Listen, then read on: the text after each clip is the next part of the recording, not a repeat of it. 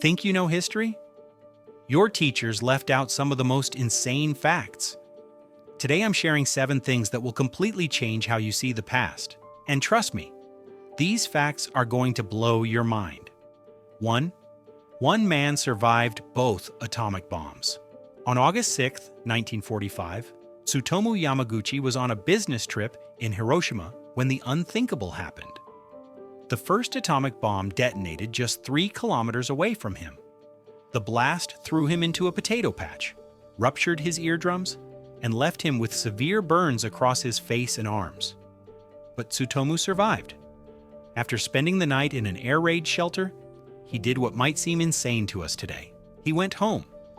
His home was Nagasaki, 180 miles away. On August 9th, just 3 days later, Tsutomu was back at work, actually explaining to his boss how one bomb had destroyed an entire city. His boss didn't believe him. He thought it was impossible. And then, at that exact moment, the second atomic bomb exploded over Nagasaki. Tsutomu dove under a desk as the windows shattered around him. Incredibly, he survived again. He lived until 2010, reaching the age of 93, making him the only person officially recognized to have survived both atomic bombings.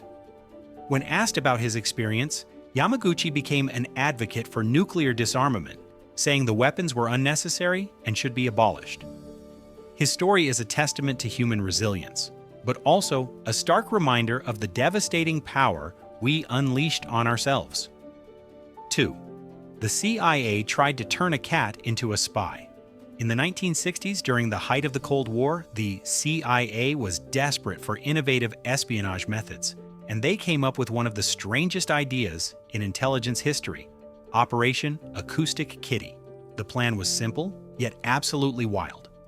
Surgeons implanted a microphone in a cat's ear canal, a small radio transmitter at the base of its skull, and a thin wire antenna woven into its fur. The goal? To create the ultimate surveillance device that could casually stroll past enemy agents and record their conversations without raising suspicion. The CIA spent about 5 years and reportedly $20 million on this project. When the time came for the first field test, they released their high-tech feline spy near a park where Soviet agents were known to meet.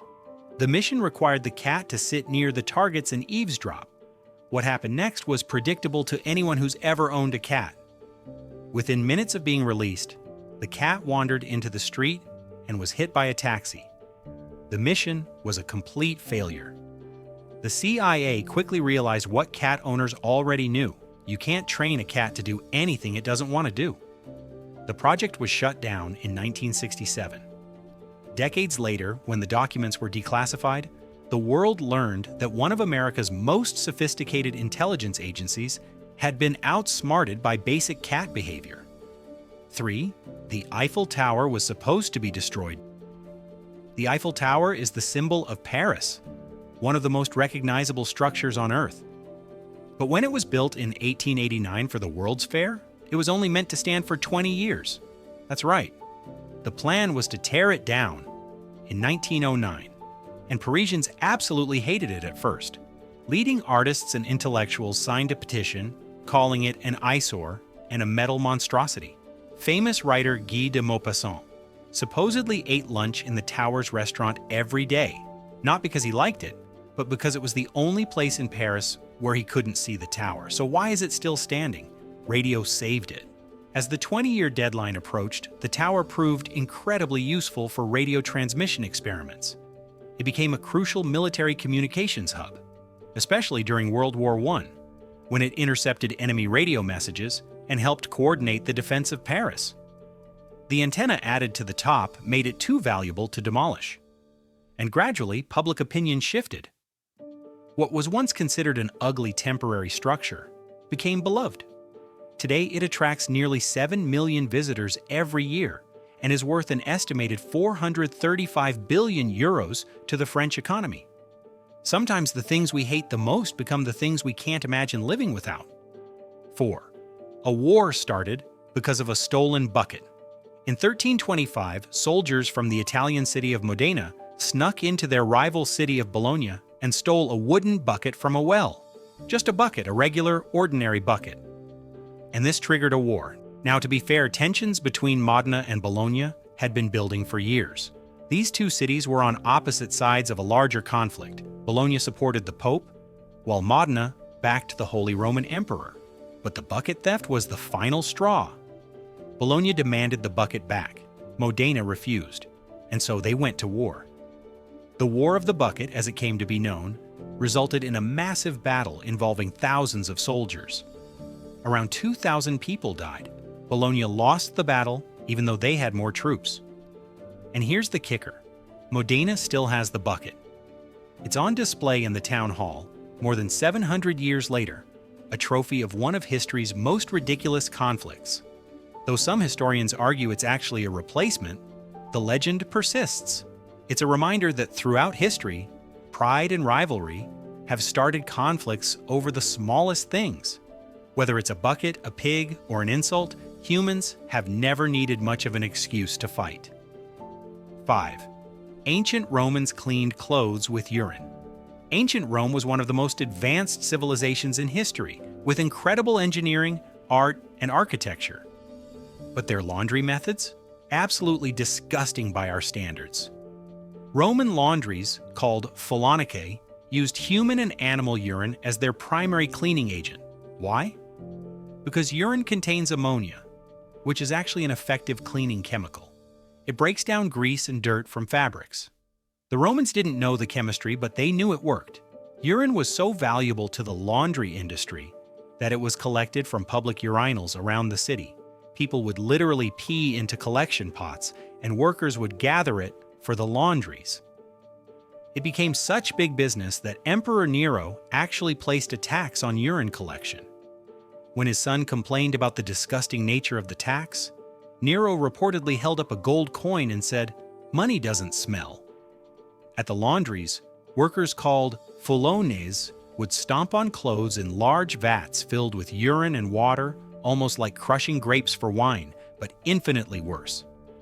After this process, the clothes would be rinsed, stretched, and brushed to create the clean, white togas that Romans prized. So next time you complain about doing laundry, just remember, at least you're not standing knee-deep in pee.